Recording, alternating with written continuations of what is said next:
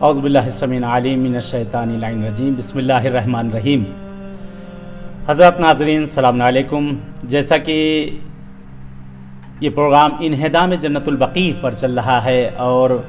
بہرحال ہمارے لیے، آپ کے لیے، شیعوں کے لیے، بلکہ تمام امت مسلمہ کے لیے یہ سوگ کے ایام ہیں، سوگ کے دن ہیں، کیونکہ شہزادی کونین کہ جن پر مصیبت کے پہاڑ ٹوٹے تو ٹوٹے، لیکن آپ کی شہادت کے بعد بھی آپ پر مصیبتیں آئیں۔ اسی کی مناسبت سے یہ پروگرام بہرحال رکھا گیا ہے اور ہماری خوش قسمتی ہے کہ آج ہمارے درمیان بہرحال مشہد المقدس کی مشہور شخصیت اور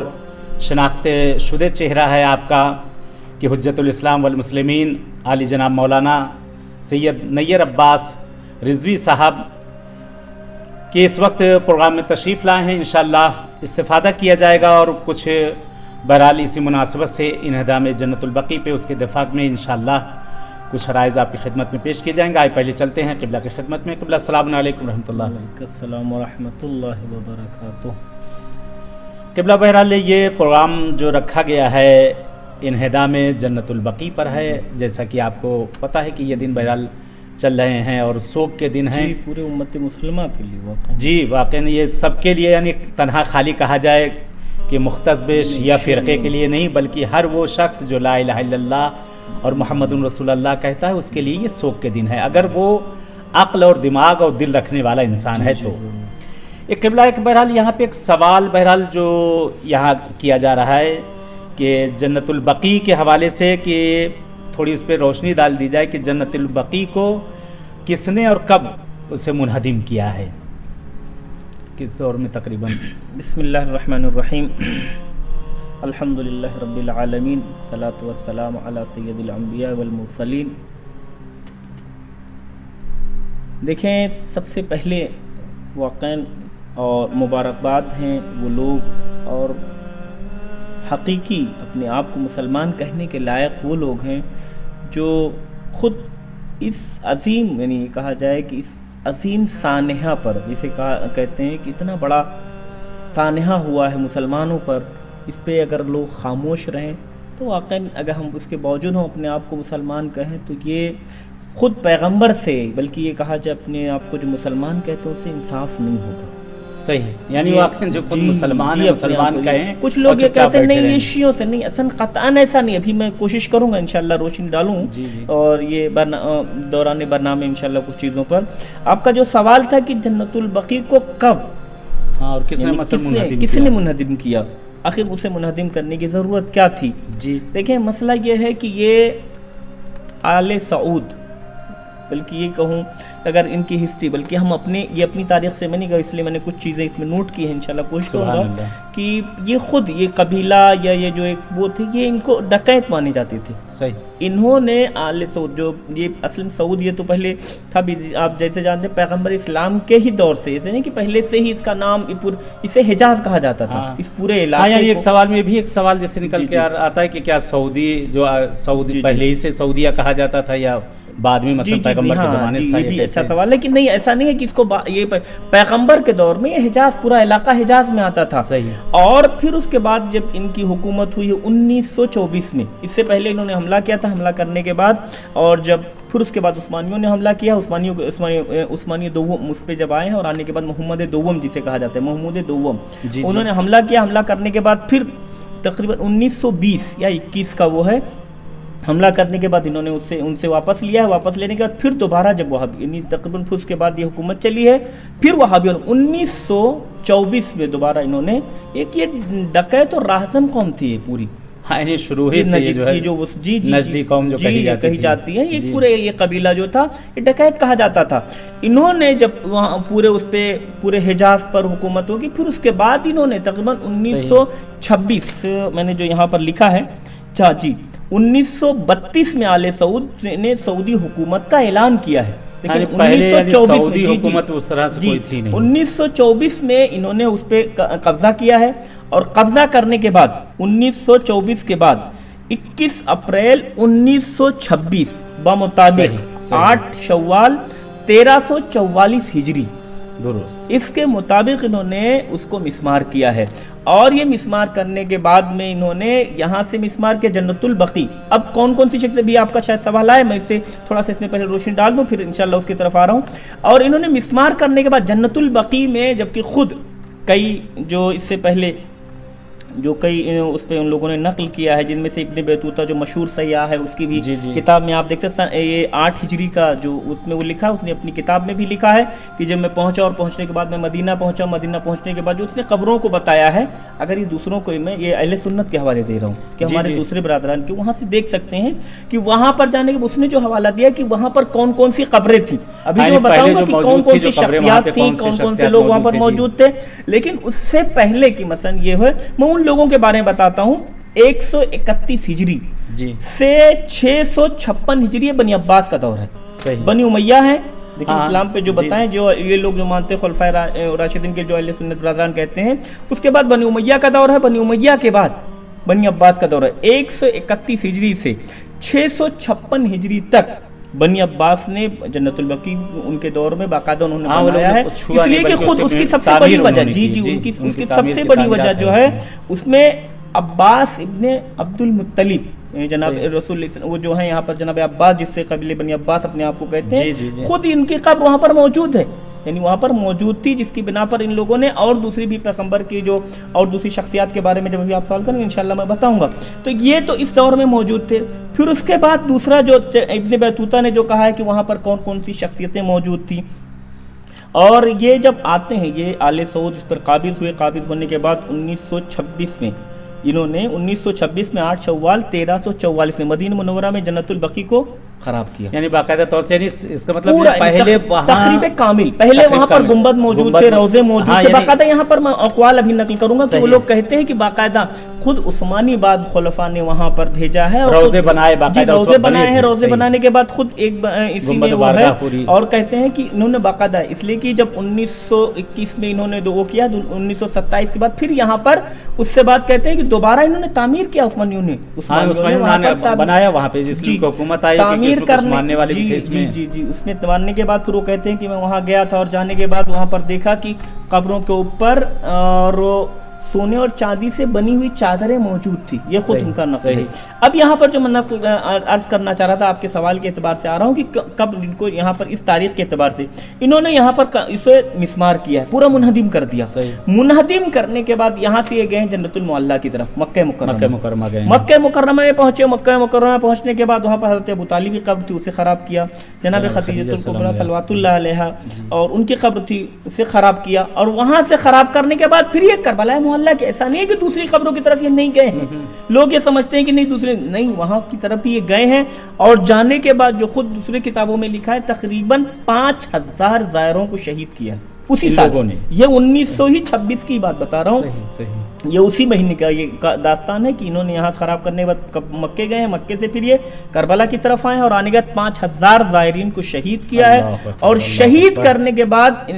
آپ دیکھیں کہ اتنا بھی وہاں پر پیغمبر کے نواسے اس پہ آتے ہیں. اور آنے کے بعد وہاں پر جو بھی اس لیے کہ مسلسل بادشاہوں نے اور دوسرے لوگوں نے بہت زیادہ وہاں پر جو سونے چاندی جواہرات موجود تھے، باقاعدہ کہا جاتا ہے کہ ان لٹیروں نے ڈکیتوں نے وہاں سے باقاعدہ وہاں سے جو بھی تھے اونٹ اور اس تمام چیزوں پر اسباب تمام اسباب کو وہ کرنے کے بعد جمع کرنے کے بعد وہاں سے لوٹ کر یہ بھاگے. ہاں یعنی یہاں تک بہرحال کہا گیا بہرحال کربلا میں جتنی قیمتی چیزیں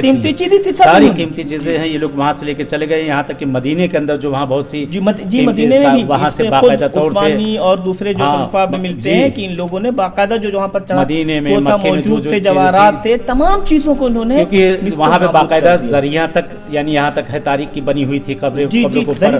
زری موجود تھی اس کے اوپر. پھر اس کے اوپر باقاعدہ گنبد و بارگاہ تھی جس پہ تلاکاری تھی اور نقرے کی گئی تھی. اور وہاں پہ بہرحال قیمتی اور بیش قیمت نگینوں سے کام کیا گیا تھا، یعنی باقاعدہ وہاں سے چرایا گیا ہو لے کر گئے یہ لوگ وہاں سے. تو یعنی اس کا مطلب پہلی مرتبہ جو قبر پر قبور ائمہ پر جو بقیع پہ حملہ کرنے والے ہیں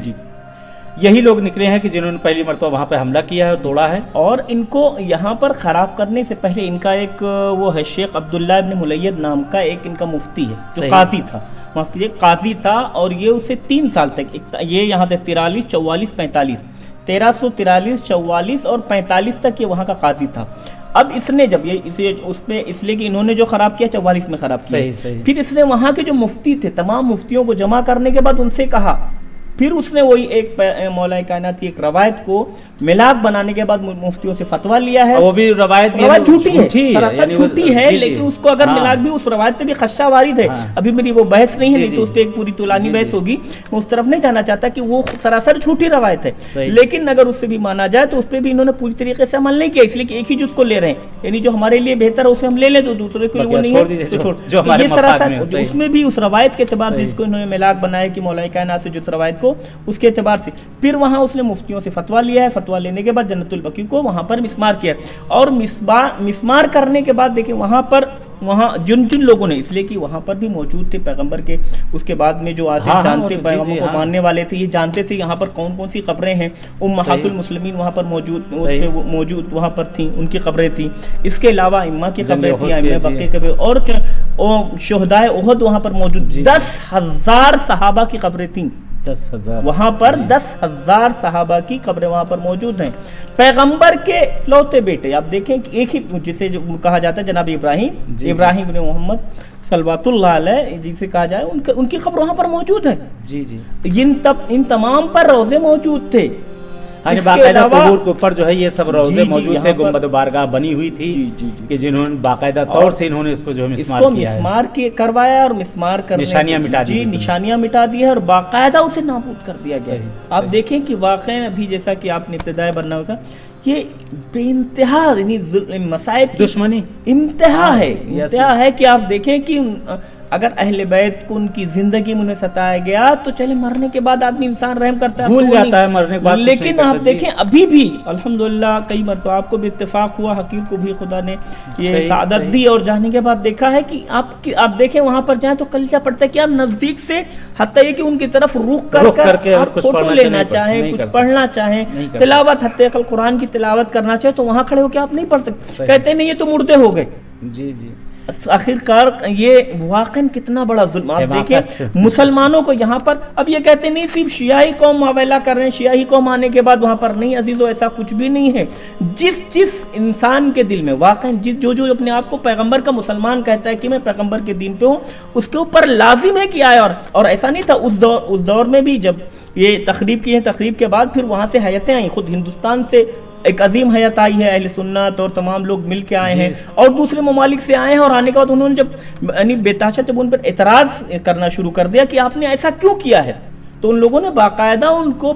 وہاں پر کیا کیا ہے کہ ان سے وعدے کیے کہ دیکھیے ایسا ہو گیا ہے، اور باقاعدہ جھوٹا وعدہ دے ہم صحیح کر دیں گے، یہ ہو گیا ہے، بنوا دیں گے، اور اس کے بعد دیکھا جو منافقت کی گئی، کچھ کو مروا دیا ہے اور کچھ کو پیسوں کے ذریعے سے خرید لیا گیا اس میں، اور پھر آپس میں پھوٹ ڈلوا کے کسی کو آپ دیکھ ہی رہے ہیں، اگر آپ نے 20 سال 15 سال 25 سال پہلے کا ہندوستان یا دوسری جگہوں پر مسلمانوں کے درمیان دیکھا ہوگا، اب تو یہ ہو کہ پہلے شاید آپ کے یہاں مجلسیں جو ہوتی ہوں گے اس میں اہل سنت برادران دوسرے برادران آتے تھے، لیکن یہ انہی کے فتنے ہیں کہ اب وہ بھی آپس میں ان کو بانٹو اور بانٹنے کے جی، اور سنی اور انہوں نے یعنی باقاعدہ الگ کر دیا کہ سنی شیعہ الگ ہیں، جی باقاعدہ اس طریقے سے انہوں نے کام کیا، کام کرنے کے بعد باقاعدہ الگ کر دیا۔ یہ اصل میں اگر حقیقت میں دیکھا جائے فتنہ یہ کہوں کہ اصل یہ دیکھا جائے تو انہوں نے آل یہود کی سیاست کو اپنایا تھا، اور سعود جو ہے آل سعود جو ہے یہ اصل میں ہی آل یہود ہے، وہی جو جن سے آپ دیکھیں اگر اس دور میں نہ جائیں اس دور میں لے لیں، میں اس پہ نہیں جا رہا، صرف اسی دور میں اگر آپ لیں تو آپ دقیقاً اس پہ آپ جائیں دیکھیں گے کہ آپ دیکھیں جتنے اسلامی ممالک کے اوپر حملے ہو رہے ہیں، آپ یہاں پر بھی کچھ دن پہلے گجران والا یا کہاں کا کچھ وہ تھا، 6 سال تک وہ شخص داڑھی اور وہ رکھے ہوئے، آنے کے بعد باقاعدہ اور بعد میں پتہ چلا یہودی تھا، جی ایسا نہیں ہے داڑھی رکھ لینا ہی مسلمان کی علامت نہیں ہے، یا اس کے علاوہ آپ داعش میں دیکھیں، شیطان کو دیکھ لیں، شیطان خود اتنا بڑا عابد خدا کی بارگاہ میں جو ہے اس کے بعد جو ہے جی یہ تمام وہ چیزیں احساس کرتی ہیں کہ یہ خود ان کی ساتھ آپ دیکھیں کہ سب سے زیادہ ظلم جو ہو رہا ہے اور تمام جو ہو رہی ہیں اس وقت خصوصاً آپ دیکھیں غزہ اور بیت المقدس کو اس طریقے سے وہ کیا جا رہا ہے، لیکن اس کے باوجود داعش کو بنانے والے یہ تھے یہود، اور اس کے بعد اس میں جتنے تھے سب یہود تھے، بعد میں جو پکڑے گئے بعد میں انہوں نے اعتراف کیا، یہاں تک کہ کلمہ تک پڑھنا نہیں آتا تھا، ان سے باقاعدہ سوالات اسلام کے ان کو اور بعد میں ان کو کس پہ کہ نہیں ان کو شیعوں کے خلاف لڑایا جا رہا ہے، ان کو کربلا معلیٰ کی طرف لے جا رہے ہیں، اور سازش یہود کی سیاست ہے اصل میں اس وقت، اس لیے کہ برطانیہ کو معلوم تھا کہ اگر میں نے حجاز پہ حملہ کیا، اب اس دور میں جائیے کہ جب یہ عثمانی، اصل ان کے نظر میں جو کھٹک رہی تھی حکومت تھی وہ مسلمان عثمانی حکومت تھی، اور حکومت عثمانی کو مٹانے کے لیے انہیں چاہیے تھا کہ اس دور میں ان ڈکیتوں کا اور یہ جو وہاں اس دور میں آل سعود اور جو لوگ تھے ان لوگوں کو اپنے ساتھ ملایا، اور ملانے کے بعد وہاں کی حکومت، اس لیے کہ وہی اسی قرارداد دو قبیلوں کو انہوں نے ملایا تھا، ایک دو خاندان تھے جو بڑے وہ تھے، ایک تو یہی سعود خاندان آل سعود اور شریف، دو خاندان کو انہوں نے ملایا تھا، ملانے کے بعد پھر اس کے بعد وہ پوری ڈیٹیل ہے، اس لیے میں اس میں زیادہ تفصیل میں اس طرف نہیں جانا چاہتا کہ کس طریقے سے برطانیہ نے اور جسے کہا جائے اور انگلینڈ نے ان لوگوں کو بلایا، مل جل کے یعنی اصل میں مسلمانوں کو اوپر لایا اور لانے کے بعد اس طریقے سے اصل جو سیاست تھی ان کے درمیان میں لانے کے بعد ان آپس میں مسلمانوں کو کر دیا گیا، پیغمبر امت المسلمین اور دوسرے کے جو روزے تھے، حتیٰ یہ کہ پیغمبر کے آپ دیکھیں کہ یہ خود اسی دور میں یہ واقعہ نہیں، ہم اپنی کتاب میں خود انہوں نے لکھا ہے کہ اسی دور میں جب جنت البقیع کو مسمار کر دیا گیا تو اب پیغمبر کے روزے کی بھی انہوں نے جسارت کرنا چاہا، لیکن جب لوگوں کے اس کو دیکھا اور کہا کہ نہیں اب لوگوں کا جو وہ ہوگا، لوگوں کا جو ہجوم ہوگا اس کو یہ برداشت نہیں کر سکتے تھے، اس لیے ان کو لوگوں کے ڈر سے، مسلمانوں کے خوف سے پھر انہوں نے پیغمبر کے روزے پہ نہیں تو خود پیغمبر کے روزے کو بھی مسمار کرنے کا، اس لیے کہہ رہے تھے مسجد میں قبر نہیں رکھ سکتے، ان کا نظریہ یہی ہے، ان کا نظریہ یہ مسجد کو سجائے نہیں، اس کو اس میں قبر نہیں رہ سکتی، بہرحال وہاں جو ہے مسجد ہے، پیغمبر کی قبر، بس وہی ڈر کی وجہ سے آگے نہیں بڑھ سکے، اسی ڈر کی بنا پر یہ انہوں نے بنایا، اور جس کی بنا پر وہاں پر اور ایک سوال اسی اس میں اگر یہ واقعی یہ کہتے ہیں کہ چلیں جہاں پر ان جگہوں پر وہ نہیں کرنا چاہیے، ہاں مثلا یہ کہتے ہیں قبور، ہاں ایک سوال مثلا ذہن میں بھی آتا ہے، سوال کے مثلا کہ اتنی قبور انہوں نے گرائی ہیں اور ائمہ معصومین کی قبروں کی بے احترامیاں کی ہیں، تو کیا مدینے اور مکے اور دیگر اطراف جگہوں پہ اور ان کے بزرگان کی قبریں نہیں ہیں؟ جی آپ دیکھیں کہ بادشاہ مقبرے بادشاہ جو یہ اپنے بزرگوں کو یا جو اس پہ آپ اگر ان کی فوٹوز وغیرہ آپ کہیں سے آپ، اس لیے کہ پہلے تو وائرل نہیں ہونے دیتے، لیکن اگر ان کی فوٹو مل جائیں تو باقاعدہ ان کے جو اجداد ہیں، جو خود سعود خاندان کے بزرگان جو تمام یہ جو لوگ ہیں ان کی آپ قبریں اگر آپ دیکھیے تو باقاعدہ کتنی شاندار بنائے ہیں، مزارات بنے ہوئے ان کے باقاعدہ ان کے اچھے طریقے سے، اگر آپ کہتے ہیں کہ نہیں وہی اس پہ کہتے ہیں کہ 6 انچ آپ کا جو ان کا نظریہ کہتے ہیں 6 انچ سے اوپر نہیں ہونا چاہیے اور مٹی اس سے اوپر نہیں ہونا چاہیے، تو باقاعدہ سنگ مرمر کے وہ تمام چیزیں بنے ہوئے ہیں، اور بننے کے بعد تو وہ کیا ہے آخر، اور اس کے علاوہ چلے میں آپ کی اس کو مان لیتا ہوں، تو اب آپ جاتے ہیں اس کے جانے کے بعد جب آپ مکہ مکرمہ جاتے ہیں، مکے میں جب آپ طواف کرنے جاتے ہیں تو آپ خود آپ کی روایت اس پہ لکھا ہوا ہے، آپ کے خود علماء نے لکھا ہے کہ وہاں پر کئی انبیاء کی قبریں ہیں، جی وہاں پر آپ جاتے ہیں، وہاں پر طواف کرتے ہیں، اور وہاں پر تو اگر آپ یہاں پر مانتے ہیں اور دوسری جگہوں پہ مانتے ہیں تو وہاں پر بھی تو آپ طواف کر رہے ہیں، ہاں تو ان قبروں پہ تو وہاں پر، اور یہ ابھی سے تو ہے نہیں، پیغمبر کے دور سے تھا اس وقت، تو پیغمبر کو وہاں پر وہ کرنا چاہیے، تو یہ ثابت ہو رہا ہے کہ نہیں یہ خود ان کی بات کی سیاست ہے، اور ان لوگوں نے خود آل یہود اور سیونسٹی جو قوتیں تھیں ان لوگوں نے آنے کے بعد یہ کوشش کی کہ مسلمانوں کے درمیان اختلاف ڈالا جائے، اور اختلاف ڈال کے اس کے بعد یہ چیزیں حکومتیں کی جائیں، اور واقعی یہ جو اس پہ اتنا بڑا ظلم ہوا، اتنا بڑا سانحہ ہوا ہے، یہ ظلم کی انتہا ہے، اگر واقعی انتہا نہ ہوتی تو یعنی رسول کی زندگی میں شہزادی کونین کو جو رتبہ جو مرتبہ جو ہے آپ نے جس طرح سے جگہ جگہ پہ پہچانوایا، اکلوتی بیٹی آپ کی، اور ہر جگہ پہ آپ جس وقت شہزادی اگر آتی تھی اپنے پورے قد و قامت کے ساتھ کھڑے ہو جایا کرتے تھے، ہر جگہ پہ پہچانوایا، بلکہ یہاں تک کی روایتیں موجود ہیں کہ جناب پیغمبر اعظم نے جناب زہرا سلام اللہ علیہ کو ماں کا رتبہ دیا، ماں کا رتبہ کہتے ہوئے نظر آئے، باقاعدہ طور سے وہاں حدیث سے باقاعدہ یعنی دونوں فرقین میں ملتی ہے یہ باقاعدہ طور سے، کہ اتنا ہونے کے باوجود بھی نہیں معلوم کون سی دشمنی تھی کہ بہرحال جو آپ کی زندگی میں تو کی زندگی کے بعد بھی مثلا وہ دشمنی نکالی، بہرحال یہاں پہ بہرحال وقت میں تھوڑا گنجائش کم ہے کہ جنت البقیع میں وہ کون سی بہرحال ہے وہاں شخصیتیں مدفون، اگر تھوڑا سا ان کے اوپر بھی روشن کون دیکھیں وہاں پر تو بہت ساری جو قبروں کے بارے میں جو بیان کیا گیا ہے، خصوصاً جن لوگوں کو جو بات اس میں لکھا گیا ہے تقریباً 10,000 صحابہ کی قبریں وہاں پر نقل کی جاتی ہیں، صحیح اس میں سے کچھ اور جو ہیں کچھ شہدائے احد کی قبریں بھی ابھی جو زخمی ہو گئے تھے ان کے بعد اس پہ کچھ شہید ہوئے تھے ان کو لا کر وہاں پر دفن کیا گیا تھا۔ جناب شہربانوں کی قبر ہے، امام حسین علیہ السلام ہاں ان کے لیے بھی روایت ہے، ان کی بھی قبر وہاں پر جنت البقیع میں موجود ہے، حضرت ام البنین کی قبر وہاں پر موجود ہے۔ اس کے بعد کئی امہات مسلمین وہاں پر موجود ہے جی، وسط میں بالکل قبریں ان کی، نشان شہداء احد سے پہلے وہاں پہ دفن ان کی قبریں موجود ہیں۔ اور پھر اس کے بعد وہاں پر جو ہمارے خود 4 معصوم مسلم ہیں، اس کے علاوہ خود حضرت فاطمہ الزہرا صلوات اللہ علیہا کے لیے کی بھی، ان کے لیے بھی مشہور ہے کہ ان کی بھی قبر وہاں پر موجود ہے۔ تو ہمارے 5 اس حوالے سے ہمارے 5 معصوم ہیں۔ اس کے علاوہ جس نے پیغمبر کی پرورش کی، یعنی آپ دیکھیں کہ خود جو اس پہ روایت ہے کہ پیغمبر نے اپنا پیرہن دیا ہے، جس کے جی حضرت فاطمہ بنت اسد کے لیے ملتا ہے، اور انہوں نے اپنا پیرہن دیا تھا کہ چچی جان یہ آپ کی خدمت میں، اور انہوں نے کہا تھا اس کو اپنے آخری وقت کے لیے انہوں نے دیا تھا، اور اس کو کفن بنانے کے لیے دیا تھا۔ ان کی قبر بھی وہاں پر موجود ہے۔ حضرت عباس ابن عبد المطلب کی قبر وہاں پر موجود ہے، حضرت ابراہیم ابن پیغمبر کی قبر موجود ہے،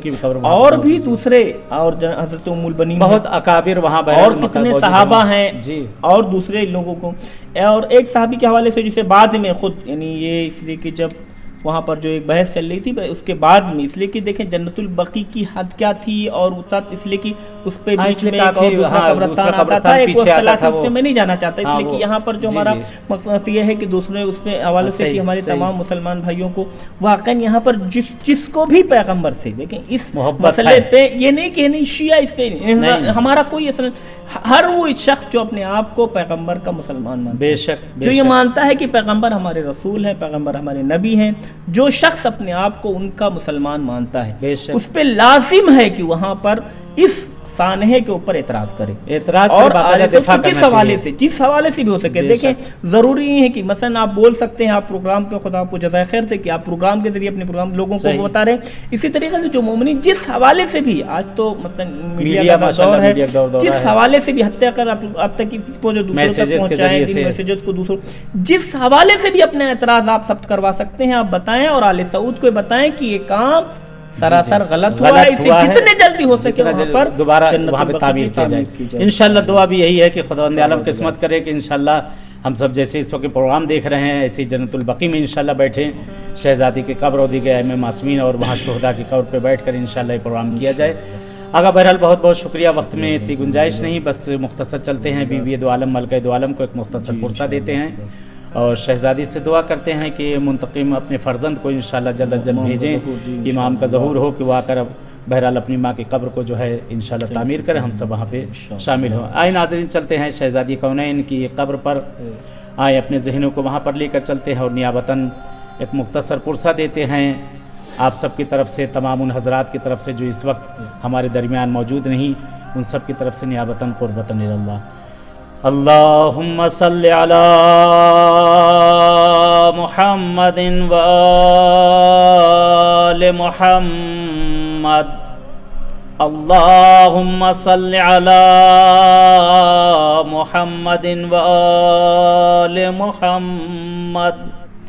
السلام علیک یا بنت نبی اللہ، السلام علیک یا بنت حبیب اللہ۔ آئے سلام کریں اپنی ملکہ دو عالم شہزادی کونین کو، کون زہرا، وہ زہرا کہ جس پر مسلمانوں نے رحم نہ کیا، وہ زہرا جو اپنے بابا کا پرسہ لینے کے لیے بیٹھی ہوں، مسلمانوں نے عجب پرسہ دیا کہ زہرا کے دروازے پہ لکڑیوں کو جمع کیا گیا، شہزادی کونین کے پہلو پہ جلتا ہوا دروازہ گرا، بی بی دو عالم نے، ملکہ دو عالم نے ایک آواز بلند کی، اے فضا میری مدد کرو، فضا مجھے باہر نکالو، فضا कहते शहजादी का पहलू टूटा, जनाब मोहसिन की शहादत हुई। फातिमा ज़हरा सलामुल्लाह अलैहा की सांसें टूट टूट कर आती थी। फिजा नकल करती है, मैंने देखा ज़हरा कभी ऐसे के सहारे से चलती तो कभी दीवार का सहारा लेकर चलती। कमर पे हाथ रखकर शहजादी की आंखों से अश्क जारी होते थे। कितना सदमा था इस बीबी को, दो जुमले और इल्तिमा से दुआ। इतना सदमा था, इतना सख्त गुजरा। बीवी ने वसीयत की, ए अबुल हसन मेरे जनाजे में फला फला शख्स को हाजिर न होने दीजिएगा। ए अबुल हसन मैं उनसे राजी नहीं हूँ। अजीब रवायत का जुमला है। शहजादी कहती हैं मैं अपने बाबा से उनकी शिकायत करूंगी, मैं अपने बाबा से शिकवा करूंगी। कहते ज़हरा ने वो मुसीबत के अल्फाज अपनी जबान पे जारी किए। सुब्बत अलैया मसाइबुन लौ अन्ना सुब्बत अलैया मिसला लिया। ए मेरे बाबा, आपकी ज़हरा पे वो मुसीबत के पहाड़ टूटे, अगर पहाड़ों पर पड़ते तो ज़र्रात में तकसीम। बाबा ज़हरा को चैन न लेने दिया गया, बाबा ज़हरा उदास है। ज़हरा आपसे शिकवा कर रही, अला लानतुल्लाह अलल कौमिज़ ज़ालिमीन व सयअलमुल लज़ीना ज़लमू अय्युमुनक़लिबिन यनक़लिबून। खुदाए परवरदिगार पालने वाले, हमारे इस तवस्सुल को अपनी बारगाह में कबूल कर ले। परवरदिगार पालने वाले, तुझे वास्ता देते हैं शहज़ादी कौनैन का, मलका दो आलम का। ये खुदाया तुझे वास्ता देते हैं ज़हरा के शिकस्ता पहलू का। हमारे ज़माने के इमाम का ज़हूर कर दे मौला का ज़हूर हम सब के लिए बाइस आफ़ियत और रहमत करार दे। खुदाया परवरदिगार, ये मरीज़ी बीमारी इस वक्त जो पूरी दुनिया में फैली हुई है, अहले बैत अताहर के सदक़े में परवरदिगार इस बीमारी को ख़त्म कर दे।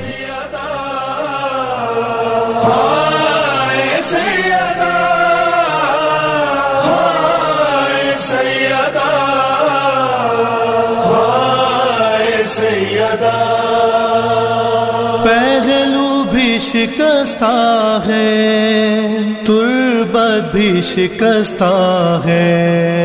पहलू भी शिकस्ता है, तुर्बत भी शिकस्ता है।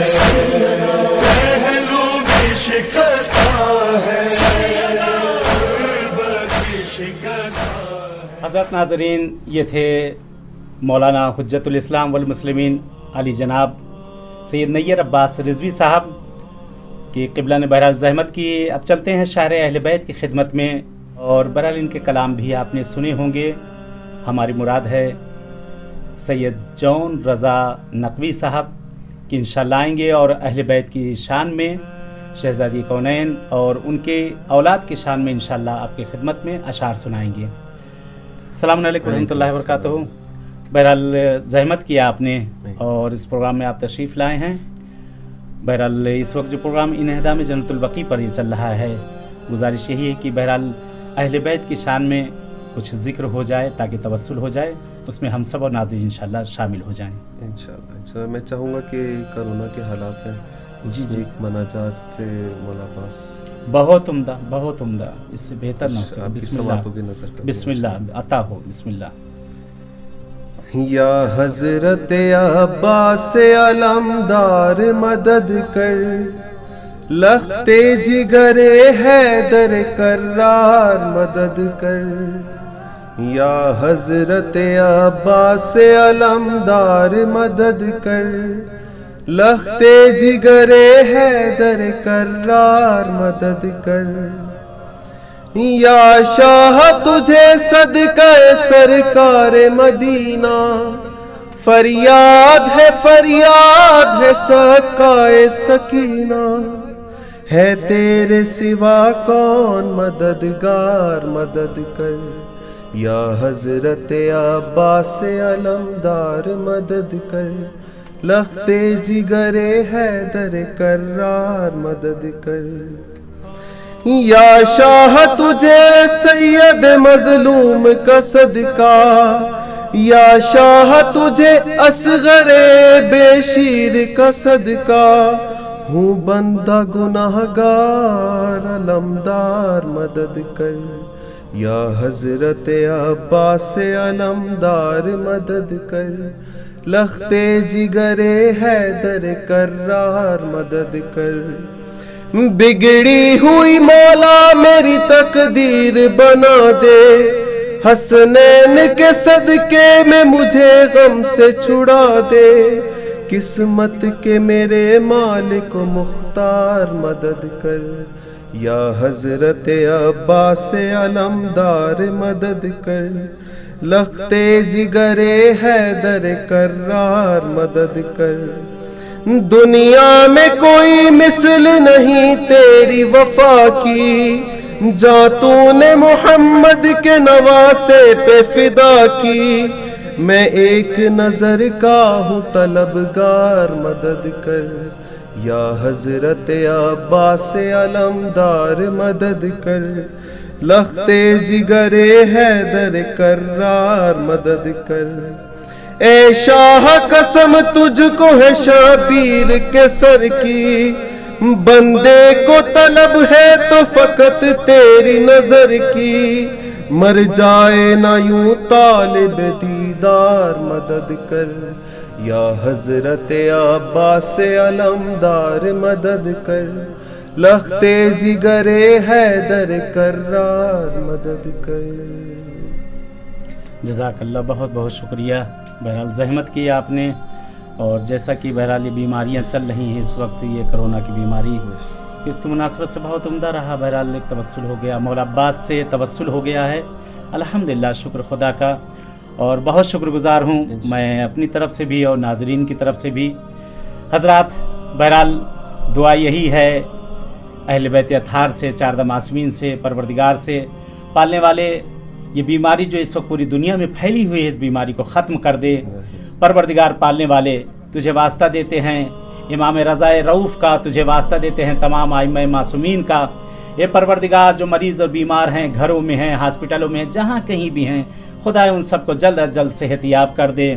پروردگار پالنے والے جو بے اولاد ہیں انہیں صاحب اولاد کر دے، جنہیں اولاد دی انہیں نیک و صالح بنا دے۔ پروردگار پالنے والے جو اپنے بچے اور بچیوں کی شادی بیاہ رشتوں کے لیے پریشان، انہیں برابر کے رشتے عنایت کر دے۔ خدایا ہم سب کے مرحومین، آپ سب کے تمام مرحومین ہیں، ان سب کو غریق رحمت کر دے، ان کے درجات کو بلند سے بلندتر کر دے۔ پروردگار پالنے والے، تو سے التجا کرتے معبود، ہم سب کے جتنے کبیرہ و صغیرہ ہیں انہیں معاف کر دے۔ خدایا تجھے واسطہ دیتے ہیں تیرے اہل بیت کا،